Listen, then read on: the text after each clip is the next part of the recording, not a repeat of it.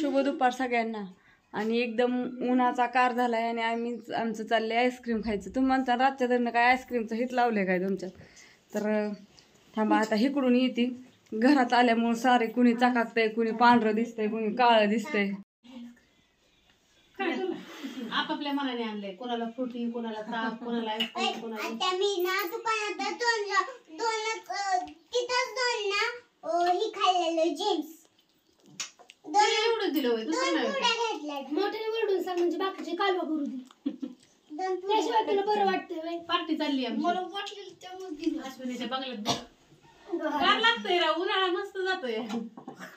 पाऊस यायला लागला तरी ह्याच्यात बसल्यावर बाहेरचं कुठं का जाईना काही नाही. पण आतमध्ये काही टेन्शन नाही. किती पाऊस आला तरी मस्त आहे. सेफ.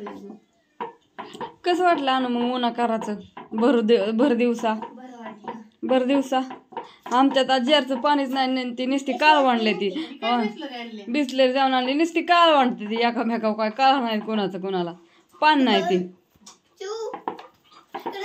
हो चिवे कसं वाटतंय मग? चिवी तर पार लाकडीला गेली ती रडून. असल्या अवताराव संपली होय. पी पाणी आता. दीदी कसं लागतंय मग? होय ग. या सगळे जण काय करायला? ताक प्यायला या. सगळ्यांनी असं मस्तपैकी हे करून प्यायला या. फ्रुटी संपलेली ती भरलेली वे. आणि आम्ही असं वारवशी बसलूया. घरात काय अंधारच पडलाय दिसा नाही काय नीट. अण्णा अण्णा इकडे ये. चिवे अय चिवू चिवू अगं इतकं पळते ती का? ती काय आहे? ती तू पिती ती काय आहे? फ्रुटी.